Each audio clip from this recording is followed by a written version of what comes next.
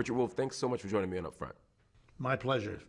So the Trump administration is set to cut $2 trillion in federal spending, slashing funding for disaster relief, humanitarian aid, the Center for Disease Control. I mean, just to name a few things. What do you make of this?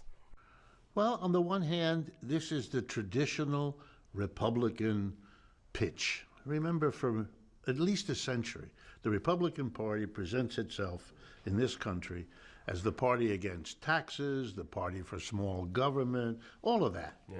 What you see in Mr. Trump is the same old Republican story, but carried much further. It's a little bit like the Republican Party always allowed the southern white population to leave the Democratic Party and come over. But they didn't pander to white supremacy. Mr. Trump did.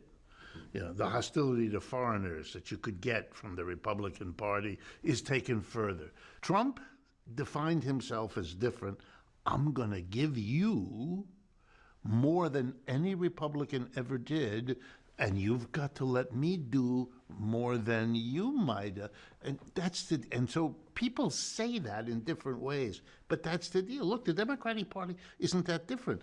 It also supports private enterprise and capitalism, but it makes the alliance based on a different group of people: women, highly educated people, black and brown people. You know, we all kind of know, if you pay much attention, the Democrats say to the big shots, support us because we will bring in, and they will all, like Nancy Pelosi in that famous moment during the campaigns a few years ago, when she's at a college and a young student stands up and says, you know, to her, what do you think about socialism? They're obviously affected by Bernie and all of that. And she doesn't, you can see the camera's right on her. So she doesn't know quite what to say. And she's fumbling, which she's pretty well spoken, so this was unusual. And finally it comes out. She looks kind of befuddled and looks right at the young man and says, we're all capitalists now.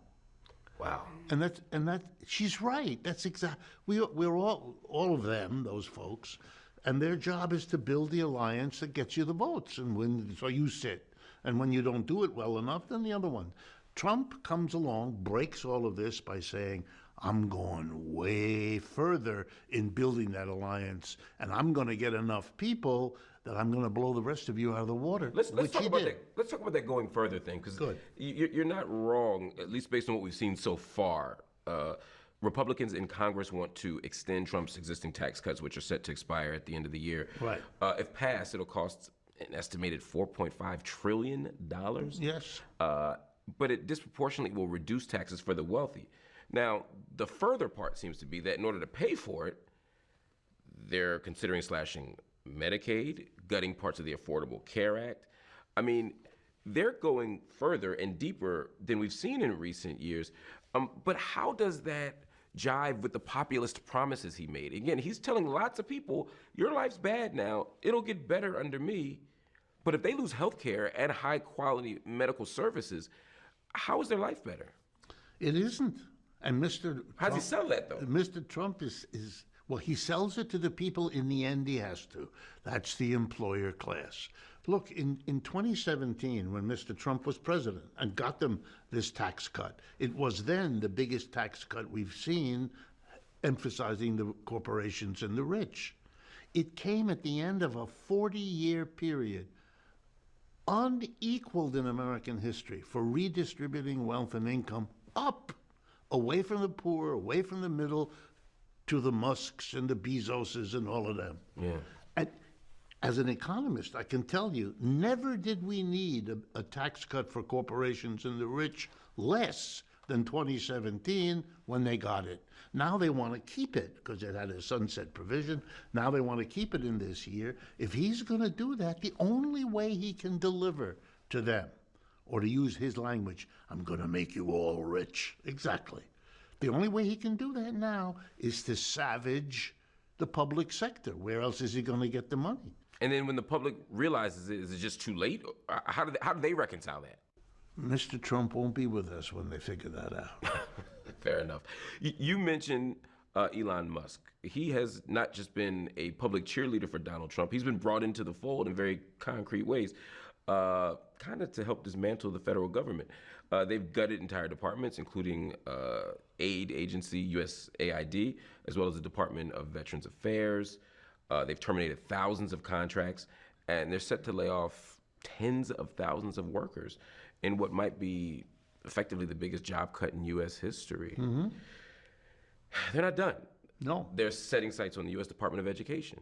But again, think like an employer for a minute, even if it doesn't come to you naturally. Yeah. It doesn't come to me naturally either. For an employer, this is nirvana because he's not going to have to tax them. Look, he has to deliver that to them. How's he going to do it? He could borrow the money. That's what his predecessors did. But we are now at a level of debt this country has never seen. It's becoming a scary problem because if the rest of the world no longer lends to the United States government to cover its deficits, what are we going to do? Let's remember that for many, many people, you get paid less if you work for the government than if you go in the private sector. And the compensation for that was job security. What Mr. Trump and Mr. Musk are doing, more than what the workers are that they fire, is they've taken that security away. Where do you think public employees are going to go if either they've lost their job, which is happening to tens of thousands, or they're scared silly that they might lose their job? They're going to go into the private sector. Where else are they going to go? Which means they're going to drive down wages and working conditions in the private sector. Because the worker who comes from the private sector, laid off after 5, 10 years, that means not only your job is gone, your income is gone, but your career ladder has just been yanked out from under you. So you're desperate, you're worried. You will offer yourself one way or another for less money than the person who's in that private sector job now.